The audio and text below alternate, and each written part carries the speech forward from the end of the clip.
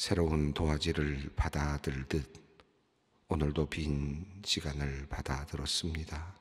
사랑의 하나님, 오늘은 더 멋진 그림을 그리고 싶습니다.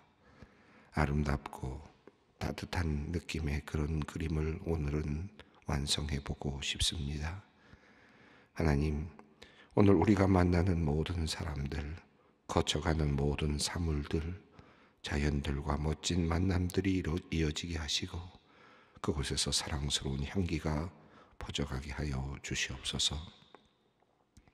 하지만 하나님, 오늘 우리의 모습을 그림으로 그린다면 아마도 온통 황색으로 그려야 할 것 같습니다.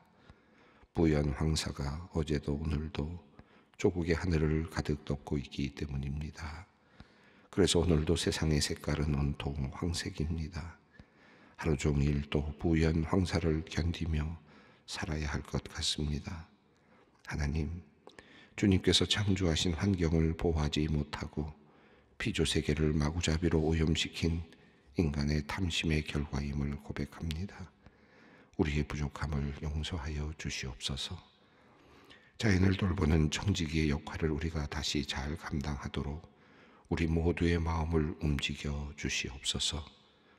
우리만 살려다가 도리어 모두가 죽게 되는 일이 발생하지 않도록 우리 모두가 지혜롭게 처신하게 하여 주시옵소서.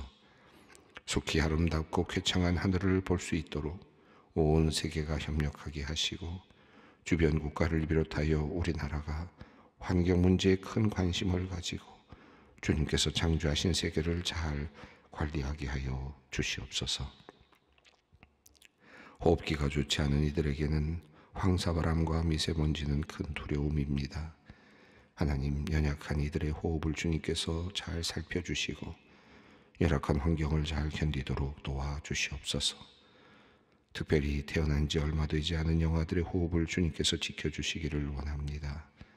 나쁜 먼지가 들어가 성장을 막거나 피부염이 생기지 않도록 주님 돌보아 주시옵소서. 어르신들도 호흡기 장애로 힘들지 않았으면 좋겠습니다. 기침을 하느라 통증을 느끼지 않았으면 좋겠습니다. 숨길이 잘 열리게 하시고 호흡에 지장이 없도록 주님 지켜주시옵소서. 우리 소망교회에도 호흡곤란을 겪고 있는 남편을 위해 기도하는 권사님이 있습니다. 여러 병원을 다니며 치료 중이지만 차도가 없어 고통이 심합니다. 우리의 호흡을 주관하시는 하나님께서 친히 집사님의 숨길을 열어주시옵소서. 온 가족이 주님의 손길을 경험하며 감사하게 하시고 우리 모두에게도 큰 간증과 기쁨이 되게 하여 주시옵소서. 은혜로우신 주님, 우리가 오늘 함께 찬양한 찬송처럼 우리의 고백이 주 예수님보다 더 귀한 것은 없다는 감사와 기쁨의 고백이 되기를 원합니다. 주님께서 영죽을 내 대신 돌아가심을 알기에 그 감사가 우리의 마음을 가득 채웠으면 좋겠습니다. 그래서 이전에 즐기던 세상의 일도 모두 더 이상 나의 마음을 빼앗지 못하는, 그리고 혹시나 유혹이나 핍박이 몰려와도 우리의 중심을 흔들 수 없는 그런 구원의 기쁨으로 가득한 그런 우리의 마음이 되었으면 좋겠습니다. 그러하오니 주님, 오늘도 우리의 믿음의 눈을 열어주시옵소서. 그래서 십자가에서 피 흘리신 그 주님의 보혈을 다시 보게 하시고 빈 무덤과 다시 사신 주님을 바로 보게 하여 주시옵소서. 온 하루가 구원의 기쁨으로 가득한 시간이 되게 하여 주시옵소서. 자비로우신 주님, 새로운 봄의 시작을 알릴 겨를도 없이 산불로 인해 많은 나무들이 불에 타버렸습니다. 초속 30m의 태풍급 강풍을 타고 순식간에 축구장 541개 면적이 소실되어서 특별재난지역으로 선포된 강릉시 이재민들을 위해 기도합니다. 수년 전에도 동해안에서 커다란 환자가 발생하여 큰 아픔을 겪었는데 또다시 발생한 대형 산불로 낙심한 이들의 마음을 위로하여 주시옵소서. 강풍으로 인해 손쓸 틈도 없이 산불이 번져 삶의 터전을 잃고 어려움을 당한 이재민들을 위로하여 주시고 하나님께서 도우심의 손길을 허락하여 주셔서 하나님의 위로와 평안이 채워지게 하여 주시옵소서. 하나님 이 시간 소망교회를 위해 기도합니다. 주님의 빚값으로 세우신 소망교회가 어렵고 힘든 이 세상에서 빛과 소금의 사명을 잘 감당하는 교회가 되게 하여 주시고, 지역사회와 한국교회를 위해 앞장서서 섬기는 교회, 복음의 생명으로 세상을 아름답게 하는 성령의 교회로 바르게 자라나게 하여 주시옵소서. 하나님, 특별히 소망교회의 교회학교를 위해 기도합니다. 어린아이에서부터 대학, 청년, 청년 플러스까지 매주일 함께 모여 하나님께 예배하는 믿음의 다음 세대들을 축복하여 주시옵소서. 어린 시절부터 하나님의 말씀을 사모함으로 그 믿음이 온전히 자라나게 하시고 미래의 교회와 하나님 나라의 큰 일꾼들로 성장하게 하여 주시옵소서. 이들을 위하여 수고하고 헌신하는 교회학교 교사들과 교육자들을 기억하여 주셔서 이들이 하나님께서 내려주시는 위로를 누리게 하시고 기쁨으로 많은 열매들을 또한 거두게 하여 주시옵소서. 사랑의 하나님, 우리 소망의 성도님들을 위해 기도합니다. 계속되는 물가 상승과 경기 침체로 인해 삶 가운데 큰 어려움을 당하고 있는 소망의 성도님들을 긍휼히 여겨 주시옵소서. 사방으로 오겨쌈을 당한 것 같은 어려움 가운데 놓여 있는 소망의 성도님들의 삶에 주님 친히 찾아오시어 꽉 막힌 경제의 문제와 삶의 문제들을 풀어주시고 자유와 해방을 선물로 허락하여 주시옵소서. 이제 말씀 앞으로 나아갑니다. 오늘도 마가복음의 말씀을 통해 하나님 나라를 온전히 깨닫게 하여 주시고 주님의 음성을 듣는 은혜로운 시간이 되게 하여 주시옵소서. 예수님의 이름으로 기도드리옵나이다. 아멘. 오늘 우리에게 주시는 하나님의 말씀은 마가복음 10장 17절로 31절 말씀입니다. 마가복음 10장 17절로 31절 말씀 함께 봉독하겠습니다. 예수께서 길에 나가실새 한 사람이 달려와서 꿇어앉아 묻자오되 선한 선생님이여 내가 무엇을 하여야 영생을 얻으리이까? 예수께서 이르시되 내가 어찌하여 나를 선하다 일컫느냐? 하나님 한 분 외에는 선한 이가 없느니라. 내가 계명을 안 하니 살인하지 말라, 간음하지 말라, 도둑질하지 말라, 거짓 증언하지 말라, 속여 빼앗지 말라, 네 부모를 공경하라 하였느니라. 그가 여짜오되 선생님이여 이것은 내가 어려서부터 다 지켰나이다. 예수께서 그를 보시고 사랑하사 이르시되 내게 아직도 한 가지 부족한 것이 있으니 가서 내게 있는 것을 다 팔아 가난한 자들에게 주라. 그리하면 하늘의 보화가 내게 있으리라. 그리고 와서 나를 따르라 하시니 그 사람은 재물이 많은 고로 이 말씀으로 인하여 슬픈 기색을 띠고 근심하며 가니라. 예수께서 둘러보시고 제자들에게 이르시되 재물이 있는 자는 하나님의 나라에 들어가기가 심히 어렵도다 하시니 제자들이 그 말씀에 놀라는지라. 예수께서 다시 대답하여 이르시되 얘들아 하나님의 나라에 들어가기가 얼마나 어려운지 낙타가 바늘귀로 나가는 것이 부자가 하나님의 나라에 들어가는 것보다 쉬우니라 하시니 제자들이 매우 놀라 서로 말하되 그런즉 누가 구원을 얻을 수 있는가 하니 예수께서 그들을 보시며 이르시되 사람으로서는 할 수 없으되 하나님으로는 그렇지 아니하나니 하나님으로서는 다 하실 수 있느니라. 베드로가 여짜오되 이르되 보소서 우리가 모든 것을 버리고 주를 따랐나이다. 예수께서 이르시되 내가 진실로 너희에게 이르노니 나와 복음을 위하여 집이나 형제나 자매나 어머니나 아버지나 자식이나 전토를 벌인 자는 현세에 있어 집과 형제와 자매와 어머니와 자식과 전토를 100배나 받되 박해를 겸하여 받고 내세의 영생을 받지 못할 자가 없느니라. 그러나 먼저 된 자로서 나중되고 나중된 자로서 먼저 될 자가 많으니라. 아멘. 어린아이가 예수님께 나온 것을 꾸짖었던 제자들을 또 예수님께서 도리어 꾸짖으신 이야기가 앞선 본문에 있었습니다. 그리고 아이들이 나에게 오는 것을 금하지 말라. 그리고 아이들과 같은 자들이 하나님 나라의 시민이 된다. 하나님 나라가 그들의 것이다 라고 하는 그러한 말씀을 주셨습니다. 그리고 이어지는 이 이야기는 이 어린아이들은 쉽게 들어갈 수 있는 이 하나님의 나라가 정말 하나님의 나라를 찾고 있는 어떤 한 사람에게는 너무나도 힘든 그런 모습으로 나타나고 있습니다. 오늘 본문이 그 이야기를 하고 있죠. 이 본문은 마태복음에도 또 누가복음에도 나오는 그런 이야기입니다. 마태복음에는 청년이 왔다라고 이렇게 되어 있고, 또 누가복음에는 한 관리가 관원이 왔다 이렇게 되어 있는데, 오늘 본문은 그냥 한 사람이 왔다 이렇게 표현이 되어 있습니다. 이 종합적으로 본다면 아마도 젊은 사람이었을 가능성이 있고, 또 관리였을 가능성도 있고요. 젊은 관리가 예수님을 찾아왔다 이렇게 볼 수 있을 것 같습니다. 이 본문은 참으로 안타깝기도 하고, 읽을수록 이 사람이 참 안 됐다라고 하는 그런 생각이 들기도 하는 그런 본문이기도 합니다. 예수님을 찾아온 것도 참 대단하지 않습니까? 당대에 예수님을 만난 사람, 어쩌면 참 대단한데, 그냥 만난 사람이 아니라 예수님을 그냥 만난 사람 중에서도 진리의 문제를 가지고 와서 예수님을 만난 사람이 그다지 많지 않죠. 예수님 따르는 제자들도 그냥 나를 따르라 그러니까 따라왔고, 또 병자들은 병을 고치기 위해서 예수님께 왔고, 귀신 들린 자들은 귀신을 쫓기 위해서 예수님을 찾아왔고, 이렇게 예수님을 찾아온 사람들이 많았지만 진리의 문제를 가지고 고민하면서 찾아온 사람은 많지 않았거든요. 바리새인들과 서기관들은 예수님을 어떻게든지 흠잡으려고 와서 예수님과 논쟁하였지, 예수님께 무언가를 정말 배우려고 하는 마음으로 오지도 않았습니다. 그런 관점에서 본다면 오늘 본문에 나오는 이 사람은 정말 예수님 가까이까지 왔다라는 생각이 듭니다.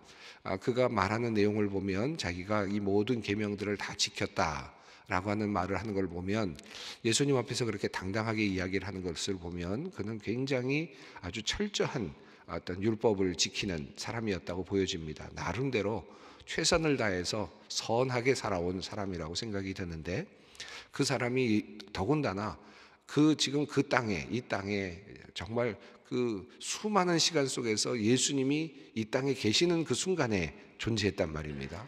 그 땅에 같이 살았고, 그리고 예수님께 나와서 묻는데 어떻게 하면 영생을 얻습니까? 라고 하는 질문을 던졌습니다. 이건 정말 그 영생의 질문까지도 하고 있는 참 귀한 사람이 왔는데, 이 사람이 결국은 마지막에 슬픈 기색을 띠고 예수님을 따르지 못하고 떠나가는 사람이 되고 말았습니다.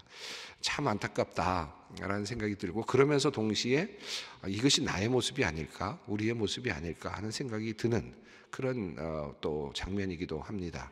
이 부분을 조금 더 깊이 좀 살펴보도록 하겠습니다. 17절 말씀 읽겠습니다. 예수께서 길에 나가실새 한 사람이 달려와서 꿇어 앉아 묻자오되, 선한 선생님이여 내가 무엇을 하여야 영생을 얻으리이까? 여기서 예수께서 길에 나가실새, 그냥 일반적으로 쓰여진 말 같아요. 그냥 예수님께서 길거리에서 한 사람을 만났다라고 하는 이야기를 우리에게 증언하고 있는 듯 보이기는 합니다만은, 이 마가복음의 전체적인 흐름 속에서 이 말이 의미하는 바는 또 있을 수 있겠다 생각이 듭니다. 지금 예수님께서 갈릴리 지역에서 1장부터 8장까지 주로 활동하시면서, 또 갈릴리 지역에서 이방 지역을 넘나들면서 활동하시다가 이제 8장 이후에는 예수님께서 이제 예루살렘을 향해서 지금 가고 계시는 거죠. 그리고 순환을 향해서 가고 계시는 겁니다. 예수님의 길이 이제 순환의 길로 이제 확정되고 그 길로 지금 가시는 거죠. 여기서 지금 보시는 이 말씀은 예수님께서 길에 나가실새, 그냥 단순한 말로 쓰므로 그냥 받을 수도 있지만, 우리가 묵상을 하면서 본다면 지금 예수님은 순환의 길로 가십니다. 누구를 위하여 순환의 길로 가십니까? 온 인류를 구원하시기 위해서, 모든 사람을 구원하시기 위해서 순환의 길로 나아가고 계시는 길입니다. 다시 말하면 인간의 모든 문제를 풀어주기 위해서 지금 예수님께서는 순환의 길을 가고 계시는 거죠. 자, 그 길로 가고 계시는 그 자리에, 그 길의 과정에 한 사람이 끼어들었습니다. 한 사람이 달려와서 꿇어 앉았습니다. 예수님을 참 존경하는 듯 보입니다. 그리고 간절한 열망도 있어 보입니다. 그리고 그는 이야기합니다. 선한 선생님이여 내가 무엇을 하여야 영생을 얻으리이까?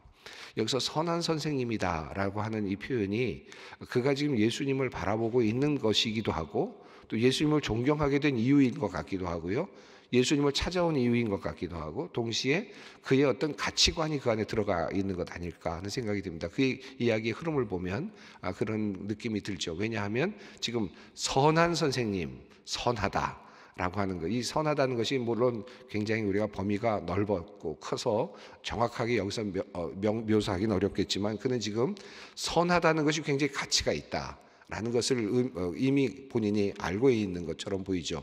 그리고 그 가치를 굉장히 중요하게 여기는 것처럼 보입니다. 그래서 지금 그는 말하기를 선하다, 선하신 선생님. 이 선하다라고 하는 말에는 어떤 선한 행실이라고 하는 것도 함께 포함되지 않았을까 생각이 들어요. 이 선하다는 것이 뭘까? 근데 이 사람은 지금 이야기하기를 선하신 선생님, 그리고 그분은 선생님이다. 나를 뭔가 가르쳐 줄 수 있겠다라고 생각을 했습니다. 이분은 선하시다. 그리고 나를 가르쳐 줄 수 있는 분이다 라고 생각하고 묻는데, 내가 무엇을 하여야 영생을 얻을 수 있겠습니까? 라고 이렇게 말을 했습니다. 그는 지금 관심이 영생에 있습니다. 자, 그런데 그가 지금 이미 하나의 전제를 깔고 있는데, 여기 보면 내가 무엇인가를 해야 한다 라고 하는 그런 생각이 있습니다. 무언가를 해야 영생을 얻을 수 있겠다. 그 선한 행실을 내가 가져야 영생을 얻을 수 있겠다라고 하는 자기 답이 어느 정도 있는 것으로 보여지기도 합니다. 그런 전제를 가지고 지금 예수님께 찾아와서 그 답이 맞는지를 사실은 알고 싶은 것 같습니다. 사실은 지금 이거 아무것도 모르는 것처럼 온 것처럼 보이지만, 그러나 이미 그 안에는 자기 나름대로의 전제가 깔려 있고 자기 나름대로의 가치관이 들어 있다고 보여집니다. 선한 삶, 선한 어떤 행위를 통해서 내가 영생에 얻을 수 있을 것 같은데, 그 말이 내 생각이 맞는가라고 하는, 그리고 만약에 그것이 맞다면 어떤 일을 해야 되는가라고 하는 것에 대한 지금 질문이라고 보여집니다. 이미 나름대로의 생각을 가지고 온 것입니다. 예수께서 그것을 이미 알아차리신 것 같습니다. 13절이 있습니다. 예수께서 이르시되 내가 어찌하여 나를 선하다 일컫느냐? 하나님 한 분 외에는 선한 이가 없느니라. 이 말씀이 조금은 우리로 하여금 혼란스럽게 합니다. 예수님은 선하신 분이 아니신가? 당연히. 그리고 그렇다면 예수님은 선하지 않다면 죄가 있다는 말인가? 지금 이런 말씀으로 우리가 좀 혼란스러울 수도 있는데, 여기서 지금 예수님께서 하시고자 하시는 말씀은, 지금 이 한 사람이 와서 선하신 분이라고 물으시는 것에 대해서, 말씀하고 있는 것에 대해서, 이 선한다는 것이 네가 지금 갖고 있는 그 너의 선함, 네가 생각하고 있는 어떤 행실을 통해서 하는 선함이 아니라 온전한 선함, 절대적인 선함과 그리고 그렇지 못한 선함을 지금 비교하고자 하시는 것 같습니다. 이미 이 선함의 의미 이를 지금 이미 갈라내고 있는 그런 예수님의 의도를 볼 수 있습니다. 그래서 내가 어찌하여 나를 선하다 하느냐? 하나님만이 선하다. 다시 말하면 지금 우리 이 세상 속에서는 절대적인 선이 없다. 절대적으로 선이라고 하는 것을 가질 수 없다. 오직 하나님 한 분만이 선하시다. 그러니까 그 선함으로 우리의 영역이 아니다. 이 선함이라고 하는 것은 우리의 영역이 아니다라는 것을 이미 암시를 하시는 것이죠. 자, 19절 읽습니다. 내가 계명을 안 하니 살인하지 말라, 간음하지 말라, 도둑질하지 말라, 거짓 증언하지 말라, 속여 빼앗지 말라, 내 부모를 공경하라 하였느니라. 자, 이렇게 예수님께서 말씀하셨습니다. 계명을 알지 않느냐?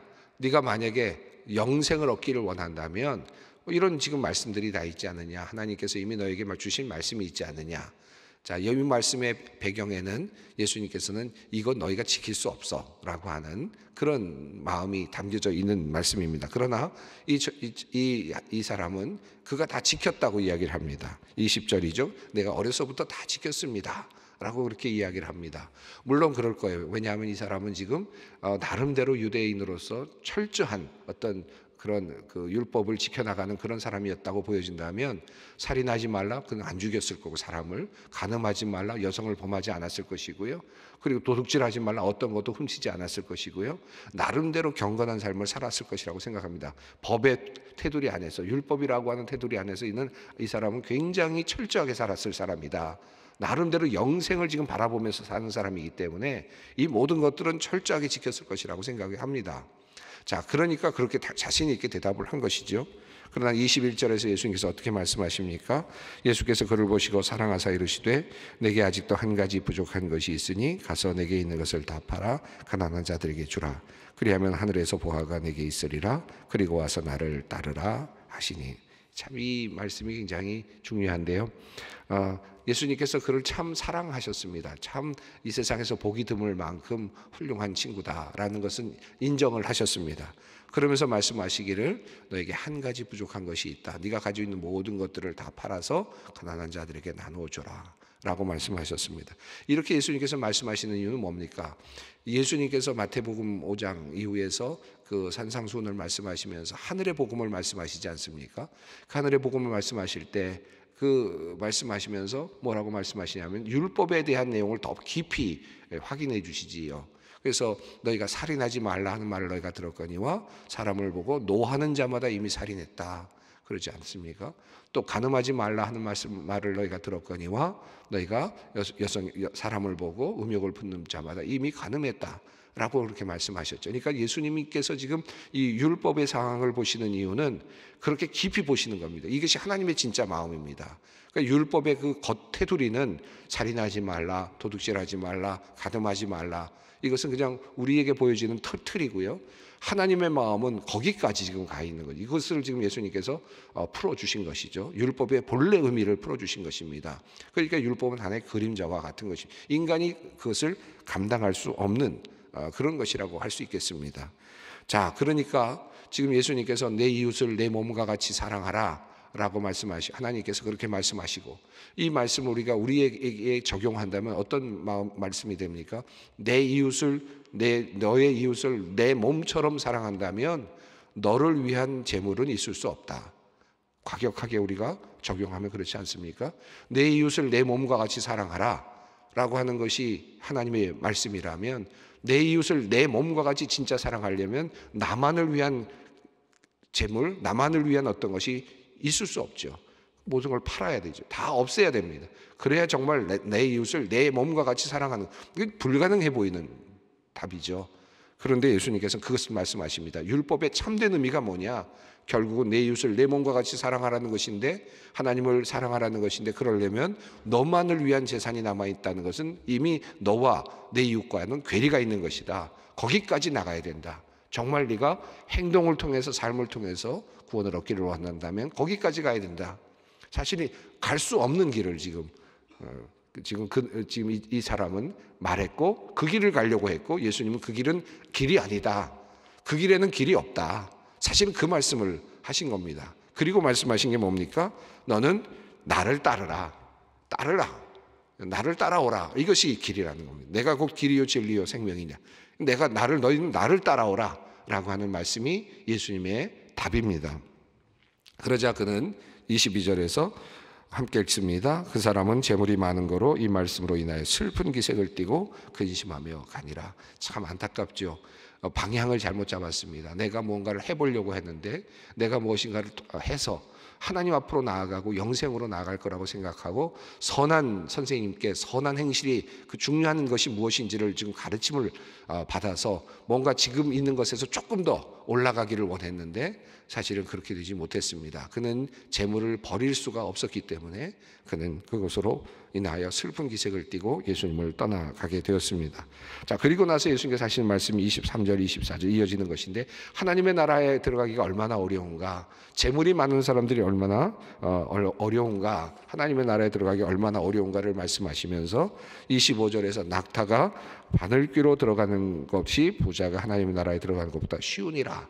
이렇게 재물이 많은 사람들이 하나님의 나라에 들어가기가 얼마나 어려운가에 대해서 말씀을 하셨습니다. 여기서 낙타가 바늘귀라고 하는 말씀 이미 여러분 많이 들으셔보겠습니다만 너무 과장되고 너무 이게 맞지 않는 것 같다라고 해서 나름대로 해석을 해보려고 하는 그런 시도들이 많이 있었죠. 낙타라고 하는 것이 갑자기 왜 바늘귀하고 연결이 되느냐? 그래서 낙타가 아니라 아마 밧줄일 것이다 이렇게 해석을 하는 분들도 있고, 거기 잘못된 아마 번역일 것이다 이렇게 이야기하는 분들도 있습니다. 그것은 이제 낙타가 카멜론이라고 하는 헬라어로 되어 있는데, 그런데 이 밧줄은 카밀론이라고 하는 단어로 되어 있습니다. 그러니까 비슷한 단어거든요. 그러니까 바늘귀라고 하는 것을 연결해 본다면 밧줄이 더 맞지 않겠느냐, 카멜론이 아니라 카멜론일 것이다 이렇게 이야기하는 분들도 있죠. 그러면 조금 더 뭔가 이해가 쉬워지는 듯 해 보이긴 합니다만, 그러나 이 이야기의 의미는 뭐냐 하면 도저히 들어갈 수 없다. 그걸 이야기하고 있는 거죠. 밧줄이 바늘귀로 어떻게 들어갑니까? 뭐 낙타가 못 들어가는 거나 밧줄이 못 들어가는 건 마찬가지이죠. 또 바늘귀라고 하는 것을 어떤 예루살렘에 있었던 어떤 문이라고 그렇게 이해를 하는 분들이 있습니다. 그런데 고고학적으로 증명이 된 건 없습니다. 아마도 그런 문이 있었을 텐데 낙타가 그것이 들어가기에는 굉장히 좁은 문이었으니까 그것으로 들어갈 만큼 그렇게 어렵게 들어가곤 했다. 그런 의미로 사람들에게 이야기한 것 아니냐 이렇게 또 해석하는 분들도 있지만, 여기서 중요한 것은 하나님의 나라에 들어가기가 어렵다, 불가능하다라고 그렇게 이야기를 하는 것입니다. 자, 그러니까 재물이 많은 사람들은 그것에 들어가기 어렵다. 재물을 버리지 않고는 들어가기 어렵다. 그러자 예수님께서 제자들이 말하고, 누가 그러면 구원을 얻을 수 있겠습니까? 라고 묻죠. 그때 예수님께서 27절 말씀입니다. 함께 읽습니다. 예수께서 그들을 보시며 이르시되 사람으로서는 할 수 없으되 하나님으로는 그렇지 아니하니 하나님으로서는 다 하실 수 있느니라. 결국 우리가 우리의 힘으로 구원을 얻는 것이 아니고 우리가 우리의 능력으로 영생을 얻는 것이 아니라 도저히 들어갈 수 없는 구멍이다. 우리가 죽음을 우리 스스로 이길 수 없지 않습니까? 어느 인간도 자신의 죽음을 스스로 이겨낼 수 없는 것처럼 우리가 우리의 어떤 힘과 노력으로 영생에까지 도달할 수는 없다. 그러므로 이 모든 것은 하나님의 선물이다. 하나님으로부터 오는 것이다 라고 하는 것입니다. 그래서 주님께서는 지금 고난의 길을 가고 있는 거죠.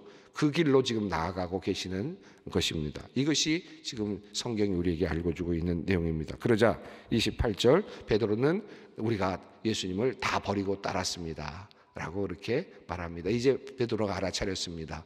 따르는 것이 중요하구나.